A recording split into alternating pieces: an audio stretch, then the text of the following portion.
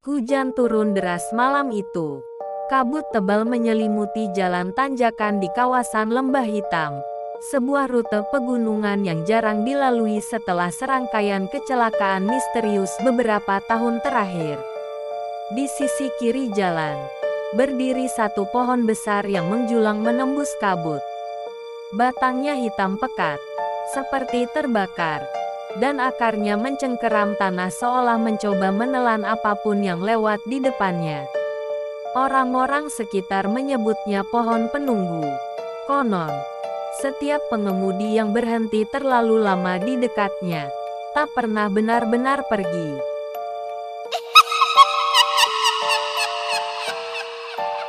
Malam itu, seorang sopir truk bernama Darto sedang membawa muatan bahan bangunan menuju kota sebelah. Ia tahu legenda itu, tapi menertawakannya. Apa cuma gara-gara pohon orang bisa mati? Katanya sambil menyalakan rokok. Namun saat truknya melewati tanjakan itu, mesin tiba-tiba mati. Lampu padam, radio berdesis. Hanya suara hujan dan deru angin yang tersisa. Darto keluar, mencoba memeriksa mesin. Lalu dari arah belakang, ia mendengar suara langkah kaki, pelan, menyeret, dan berat. Ia menoleh. Tak ada siapa-siapa, tapi di balik pohon itu, seolah ada bayangan seseorang berdiri, menatapnya. Darto mendekat. Kilatan petir menyorot wajah samar. Perempuan dengan rambut basah menutupi separuh wajahnya. Pakaiannya sobek, dan tangannya memegang sesuatu yang meneteskan air, atau darah. Ia berbisik dengan suara yang serak, "Jangan parkir di bawah pohon ini." Tapi sebelum Darto sempat mundur, sosok itu lenyap. Hanya menyisakan suara tangis pelan di antara ranting. Darto berlari kembali ke truk, mencoba menyalakan mesin. Kali ini berhasil, tapi saat ia melihat kaca spion, kursi penumpang kosong tadi kini terisi. Seorang perempuan duduk diam, menatap lurus ke depan. Pagi harinya, warga menemukan truk Darto terbalik di dasar jurang. Tubuhnya ditemukan menggantung di akar pohon itu. Wajahnya membiru, mata terbuka lebar. Polisi yang datang menemukan jejak lumpur menyerupai kaki kecil dari sisi luar jendela truk, menuntun ke arah batang pohon. Namun jejak itu menghilang begitu saja di tengah akar yang melingkar seperti tangan. Seorang warga tua, Pak Samin, akhirnya menceritakan asal-usulnya. Dulu, di tempat pohon itu tumbuh, pernah terjadi kecelakaan bus sekolah. Seluruh penumpang tewas terbakar, termasuk seorang guru muda yang mencoba menyelamatkan murid-muridnya. Tubuhnya tak pernah ditemukan, dan sejak malam itu, pohon itu tumbuh di tempat yang sama, dengan batang menghitam seolah menyimpan arang dan darah dari kejadian itu. Kini, setiap malam Jumat, orang yang melintas sering melihat sosok perempuan dengan wajah terbakar berdiri di bawah pohon itu. Kadang dia melambaikan tangan, meminta tumpangan. Kadang terdengar tangisan anak-anak dari dalam batang pohon yang kosong. Dan jika kau cukup berani berhenti di tanjakan itu tengah malam, kau mungkin akan melihat bayangan tangan yang perlahan keluar dari batangnya, mencoba menarikmu masuk. Karena di Lembah Hitam, pohon itu tak hanya tumbuh dari tanah, tapi juga dari jiwa-jiwa yang tak pernah bisa pergi.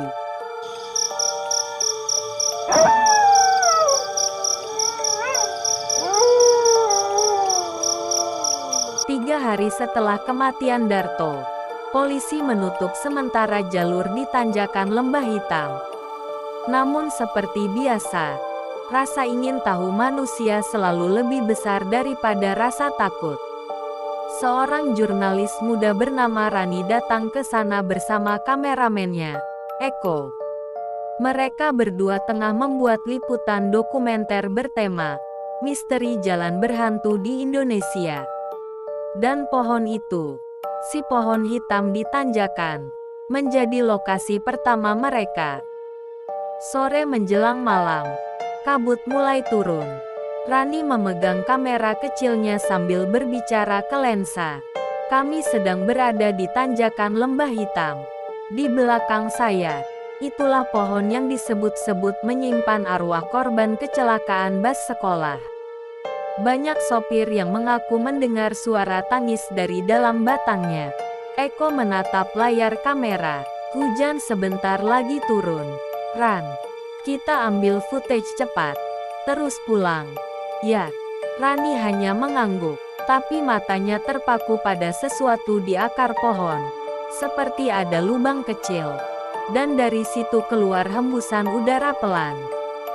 Seolah ada sesuatu yang bernapas dari dalam. Ketika malam turun sepenuhnya, Rani menempelkan mikrofon ke batang pohon. Ia ingin merekam suara alam, tapi yang terdengar bukan angin. Dari headphone-nya, samar-samar terdengar suara, "Ibu, tolong, kami panas." Rani mematikan alatnya, menatap Eko. "Lo denger gak barusan?" Eko menggeleng. "Gak ada suara apa-apa, cuma angin." Tapi ketika ia melihat layar kamera, wajahnya langsung pucat. Dalam rekaman, terlihat bayangan kecil di belakang Rani. Seorang anak memakai seragam sekolah, berdiri diam menatap ke arah mereka. Rani menunduk ke lubang itu. Dari dalam, tampak potongan kain putih, dan sesuatu yang berwarna merah kecoklatan. "Eko, tolong senterin," katanya pelan. Begitu cahaya senter menyorot, keduanya membeku. Di dalam lubang batang itu ada wajah. Bukan pahatan, bukan ilusi, tapi wajah manusia. Kering, matanya terbuka, seperti menatap keluar pohon. Dan di sekelilingnya, banyak tangan kecil mencengkeram dinding batang dari dalam. Rani mundur ketakutan, tapi dari headphone yang masih tersambung, suara itu terdengar lagi, lebih jelas. "Kau yang berikutnya." Mereka kabur ke penginapan terdekat. Namun malam itu, Rani tak bisa tidur. Setiap kali memejamkan mata, ia mendengar suara ketukan dari dalam lemari. 3 kali. Pelan, berirama. Tok, tok, tok. Ketika ia buka, tak ada siapa-siapa.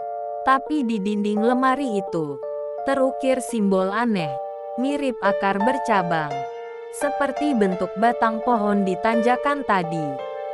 Dan dari luar jendela, terlihat siluet anak kecil berdiri di bawah hujan. Ia menatap Rani sambil mengangkat tangan, menunjuk ke arah gunung, ke tempat pohon itu berdiri. Keesokan paginya, Rani terbangun dan menemukan Eko sudah pergi. Di atas meja, tersisa kamera mereka yang kini menyala sendiri. Layar menampilkan rekaman terakhir malam tadi. Eko berjalan menuju pohon itu sendirian, sambil memegang mikrofon. Sebelum video berakhir, terdengar suaranya berbisik, "Rani, ada yang manggil dari dalam pohon." Lalu suara jeritan, dan layar berubah gelap. Ketika polisi menemukan kamera itu, batang pohon di tanjakan lembah hitam terlihat lebih besar dari sebelumnya, seolah baru menyerap sesuatu. Dan di salah satu akarnya, kini tampak jam tangan milik Eko, setengah tertelan oleh kulit kayu hitamnya. Malam-malam berikutnya, warga sekitar mengaku mendengar 2 suara baru dari arah pohon itu. Suara laki-laki memanggil nama Rani, dan suara perempuan menangis di antara bisikan hujan.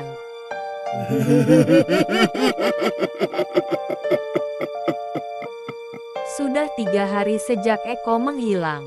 Rani belum berhenti menonton rekaman terakhir dari kamera itu. Berulang-ulang, seolah berharap kali ini hasilnya berbeda. Namun setiap kali layar gelap, ia selalu mendengar bisikan yang sama dari headphone. "Rani, bantu kami keluar." Awalnya ia pikir hanya gangguan sinyal. Tapi suara itu terus muncul, bahkan ketika kamera dimatikan. Malam itu, Rani mencoba memindahkan semua rekaman ke laptop. Namun salah satu file bernama fit_666 MOV tak bisa dihapus. Begitu dibuka, tampilannya aneh. Layar hitam dengan titik-titik putih bergerak seperti kabut. Tapi setelah beberapa detik, muncul wajah seseorang. Wajah Eko, matanya kosong, kulitnya pucat, dan bibirnya bergetar. "Dia menanam kami di sini. Pohon ini tumbuh dari daging manusia." Lalu layar bergoyang, dan muncul bayangan hitam di belakang Eko, tinggi, kurus, dan seperti terbuat dari ranting. Tangan panjangnya perlahan melingkar ke arah kamera, dan Rani langsung menutup laptop dengan gemetar. Malam itu Rani bermimpi. Ia berdiri di tengah kabut lembah hitam. Pohon besar itu menjulang di hadapannya. Tapi kali ini batangnya bukan kayu, melainkan tubuh manusia yang menyatu, merintih pelan. Dari sela kulit kayu, muncul wajah anak-anak, terbakar, menangis meminta tolong. Dan di puncak pohon, tergantung tubuh seseorang, Eko. Tangannya terulur ke bawah, menunjuk lurus ke arah Rani sambil berbisik. "Kau harus melihat ke dalam, sebelum ia memanggilmu." Rani terbangun dengan napas tersengal, dan di bawah tempat tidurnya, ia melihat bekas lumpur, seperti jejak kaki kecil menuju pintu keluar kamar. Keesokan paginya, ia memutuskan kembali ke lokasi. Bukan karena berani, tapi karena merasa harus. "Kalau aku gak lihat sendiri, aku gak akan pernah bisa tenang," katanya pada dirinya sendiri. Ia membawa kamera, lilin, dan tape recorder kecil. Kabut sore mulai turun ketika ia sampai di tanjakan. Pohon itu masih sama, hitam, diam, tapi terasa seperti hidup. Rani menyalakan tape recorder. "Kalau benar ada yang di sini," katanya pelan, "katakan sesuatu." Hening. Lalu dari alat itu, suara samar menjawab, "Kami masih di sini. Kau bagian dari kami."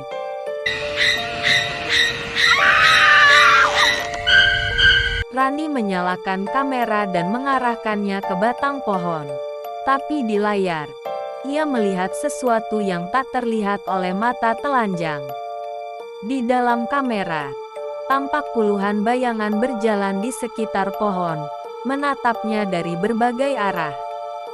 Salah satunya mendekat ke arah lensa, dan kali ini, wajahnya terlihat jelas. Wajah Rani sendiri, tapi dengan kulit hangus dan mata gelap kosong. Bayangan itu berbisik, "Kau sudah melihat, kini kau tak bisa pergi." Tiba-tiba tanah di sekitar akar mulai bergerak. Batang pohon bergetar, mengeluarkan suara seperti desahan berat.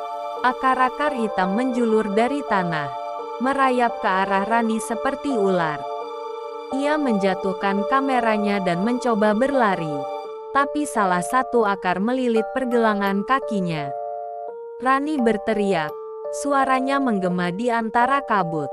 Kamera yang terjatuh menyorot ke arah pohon. Dalam rekaman terakhir yang ditemukan, terlihat batang itu perlahan terbuka seperti mulut raksasa. Dan bayangan Rani terseret masuk, lenyap tanpa jejak. Keesokan paginya, penduduk menemukan kamera yang rusak di kaki tanjakan. Di dalamnya tersisa satu rekaman utuh. Namun ketika polisi menontonnya, semua yang terlihat hanyalah Rani berdiri di depan pohon, menatap kamera sambil tersenyum. Padahal, saat itu Rani sudah dinyatakan hilang selama 2 hari. Dan sampai sekarang, di setiap malam berkabut, layar kamera siapapun yang diarahkan ke pohon itu selalu menampilkan hal yang sama. Bayangan seorang perempuan dengan wajah terbakar, menatap balik dari dalam.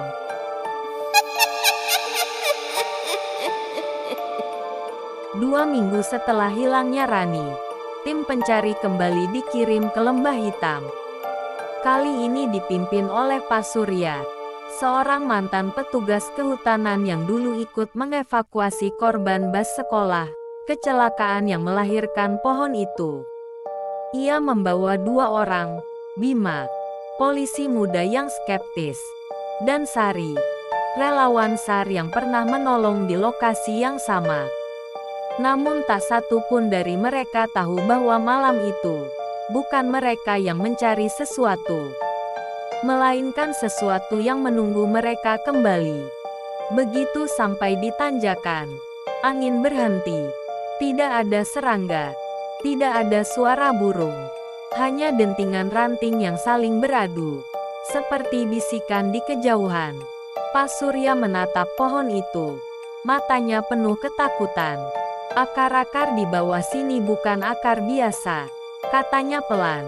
Dulu waktu kami gali puing bas, kami menemukan tulang dan seragam anak-anak tersangkut di antaranya. Tapi setiap kali kami angkat, tanahnya menelan kembali. Bima menyalakan senter. Cerita rakyat. Pak, akar gak mungkin hidup sendiri. Tapi sebelum kalimatnya selesai, tanah di depan mereka bergetar. Akar-akar itu perlahan muncul ke permukaan, berpilin seperti tangan yang terbuat dari urat hitam, mengeluarkan bunyi seperti napas manusia. Di dalam tasnya, Pak Surya membawa buku tua yang sudah rapuh. Itu milik Guru Ratna, satu-satunya korban dewasa dari kecelakaan bus. Halaman terakhirnya ditulis dengan tinta yang sudah luntur. Jika kau melihat api membakar di bawah pohon itu, jangan padamkan. Biarkan mereka kembali ke cahaya. Karena setiap jiwa yang tertinggal akan tumbuh menjadi akar baru. Sari menggigil membaca tulisan itu. Berarti, akar-akar ini adalah... Pak Surya menunduk. Ya, jiwa-jiwa yang tertahan. Malam semakin pekat, kabut turun cepat. Sari tiba-tiba menatap ke arah batang pohon dan berbisik. Pak, ada orang. Dari sela kabut, terlihat sosok tinggi kurus berjalan perlahan. Tubuhnya dilapisi kulit kayu. Wajahnya tak punya mata. Hanya rongga gelap yang meneteskan getah hitam. Di tangannya tergenggam sesuatu. Kamera Rani. Ia melangkah ke depan, dan suaranya bergema seperti 2 suara sekaligus. Kau kembali, Surya. Sudah saatnya akar ini tumbuh lebih dalam. Bima menembakkan pistol ke arahnya. Tapi setiap peluru yang mengenai tubuh sosok itu hanya menembus dan berubah jadi abu. Sari menatap Pak Surya, panik. Dia tahu nama Bapak. Siapa dia? Pak Surya terdiam lama, lalu menjawab lirih. Dulu aku yang menanam pohon ini. Sari dan Bima terpaku. Aku tak tahu mereka semua masih hidup waktu itu. Lanjutnya, bas itu meledak. Aku hanya ingin mengubur mayatnya. Tapi malam itu, aku mendengar mereka menangis dari dalam tanah. Aku takut. Aku tutup semuanya dengan batang pohon yang kutanam di atasnya. Suaranya bergetar, dan sejak saat itu, aku jadi bagian dari pohon ini. Sosok penjaga mulai mendekat. Akar-akar di sekeliling mereka melingkar seperti ular, menjerat kaki Bima dan Sari. Tanah terbuka, memperlihatkan lubang besar berisi cairan hitam yang bergelembung. Dari dasar lubang itu, muncul tangan-tangan kecil.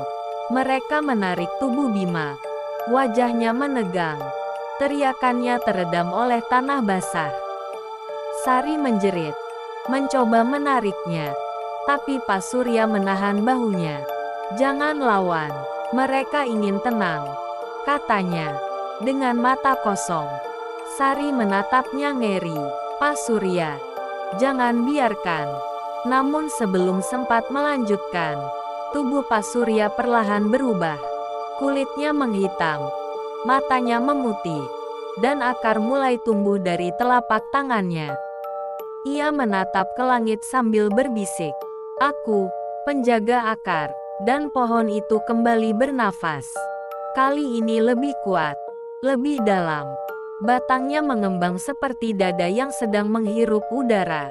Dan dari dalam batang, terdengar ratusan suara berbisik serempak. "Kami belum selesai." Pagi harinya, tim penyelamat menemukan hanya satu barang di lokasi. Kamera tua yang rusak, menampilkan rekaman terakhir. Bayangan Sari berlari ke arah pohon, lalu menghilang dalam kabut. Dan di akhir video itu, sosok tinggi berkulit kayu berjalan perlahan ke arah kamera. Menatap langsung ke lensa sambil berbisik, "Satu akar lagi telah tumbuh." 3 bulan setelah kejadian terakhir di Lembah Hitam, akses ke tanjakan itu resmi ditutup. Polisi menyebutnya zona berbahaya karena longsor. Tapi warga tahu, tanah di sana bukan longsor biasa. Malam-malam tertentu, dari kejauhan, masih terlihat cahaya merah berpendar di antara kabut. Seperti bara api yang bernafas perlahan dari dalam tanah. Dan sejak itu, tak satu pun burung mau terbang di atas lembah itu lagi.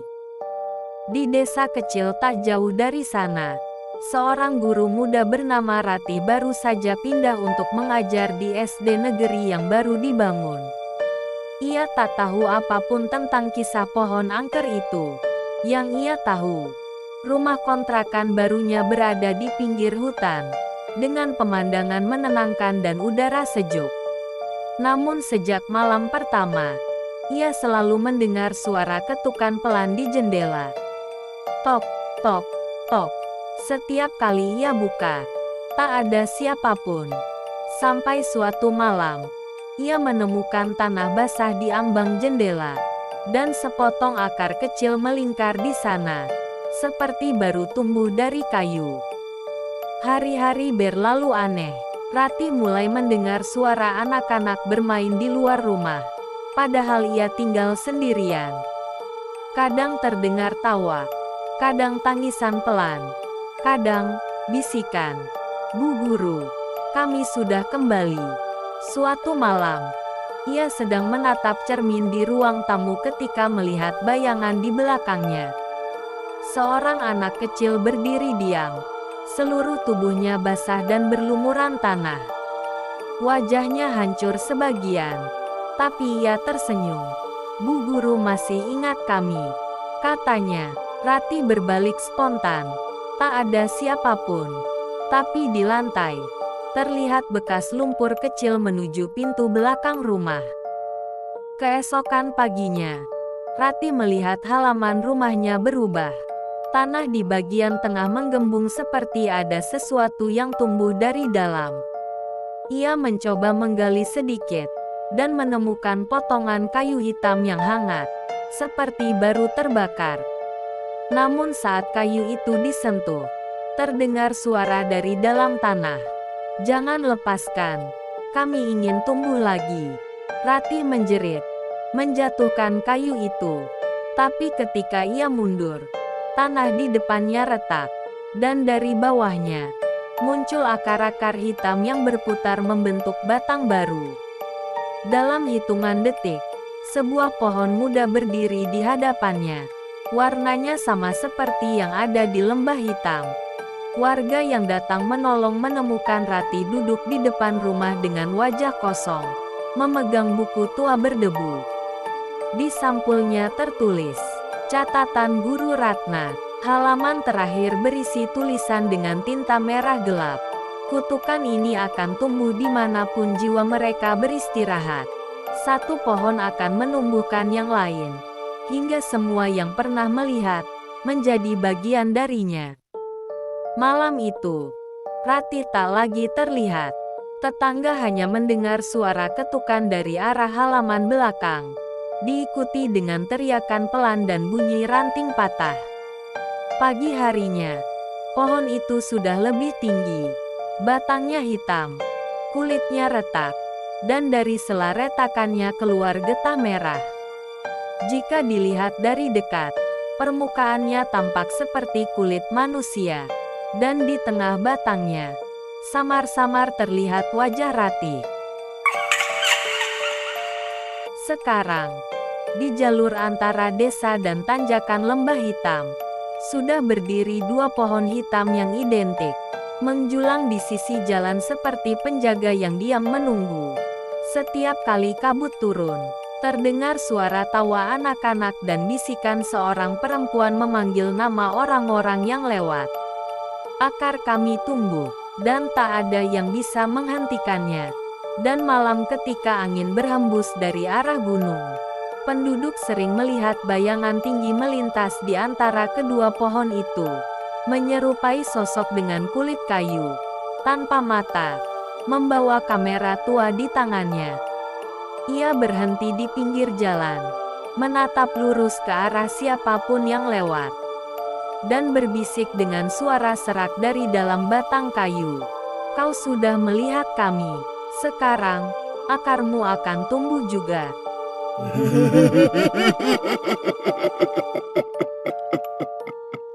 Seri Pohon Angker berakhir di sini. Tapi di lembah hitam, akar-akar itu terus menjalar di bawah tanah, menunggu orang baru yang cukup penasaran untuk datang.